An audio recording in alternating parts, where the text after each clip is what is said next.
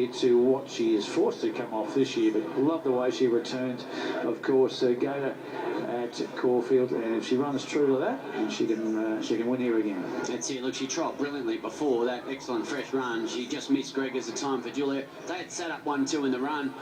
You're looking at the replay, 50 metres after the line. She's a length in front of them. She's unbeaten second up. She won this last year, beating a good one in Catkins. Top pick.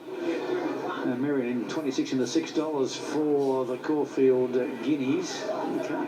Here's DAMIEN. I don't think she's ever been going any better, and she's been going well since she was 2. That's right. I loved her last 100 in that Cochrane Stakes. She was 3.9 lengths off them in a Group 1 Coolmore, second up last prep, despite a horrendously wide run. She's proven herself better than Mare's Grade. She's in the mix for sure. She's taken good improvement from that first up run for sure. She's tightened up that little bit, and earmuffs on just to keep her so she doesn't get too wound up, and she's nice and relaxed at this stage. Upgrade at Rose Hill, now dead for as the weather and the track improves in Sydney. Here's Gregors.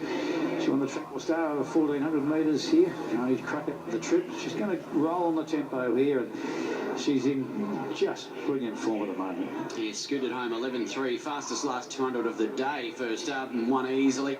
Look, had to dig in last time, but she won, and she's probably looking for the 1,400 now to my eye. She's my third top rater. 460 to 4 she is, but she's going to have speed pressure here from Solicit Viadano, Group 1 winner in New Zealand over the mile, resumed on slow ground. We'll forget that.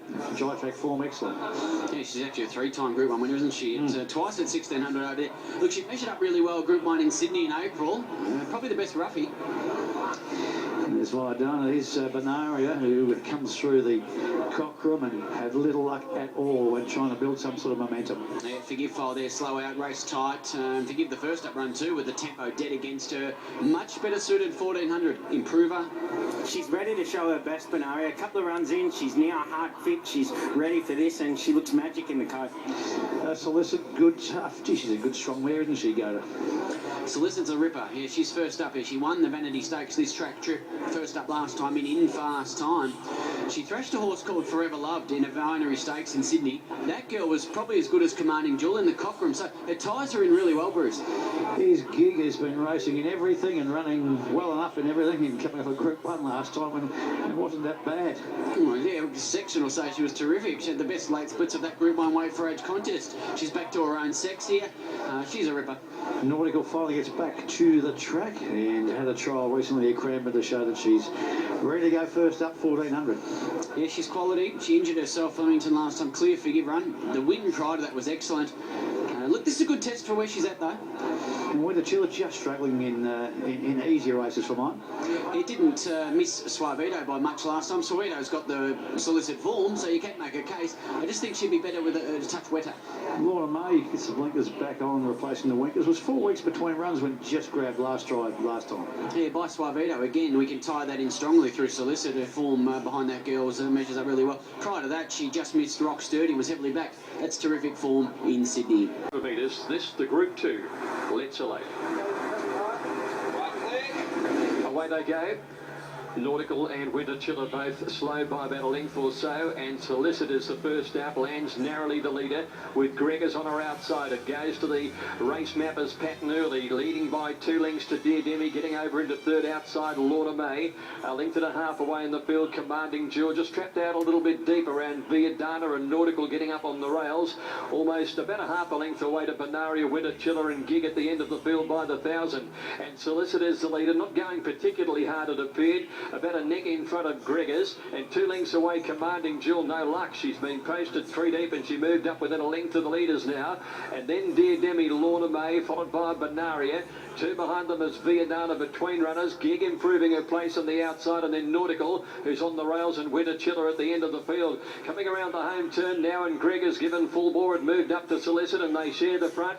Commanding Jewel going with them, but she's been out there on a limb all of the way, followed by Lorna May, and then DAMIEN, and further back as Benaria. Below the 400 metres now, Gregors leading narrowly. Commanding Jewel still there and finishing. Solicit battling away well on the rails, and then DAMIEN at the 200. Commanding Jewel, brave as ever, drew about a neck in front of Gregors. DAMIEN, Nautical starting to come home. Commanding Jewel in front. DAMIEN diving up on the inside. Commanding Jewel, she's all out, but she gets in. Commanding Jewel, a big win from DAMIEN. Photo go for third, and that's between Benaria and Nautical. Next to finish out wide was Gig, followed by Viadana, and Greg has weakened out just a bit far for her today. Lorna May next over, Celeste weakens, and Winter Chiller, one of the last in.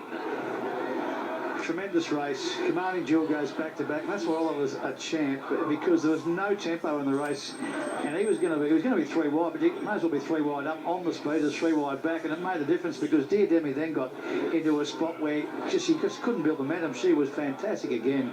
There's a big race in her this spring, Dear Demi. She's absolutely flying. But Commanding Jewel, it's an emotional victory here for the team Corstens and the owners. It's been a long year for her, and she now gets a back-to-back in the Let's Elope.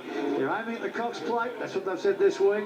But Dear Demi's ticking over nicely. Nautical missed the start run as well. Terrific race, Gunner.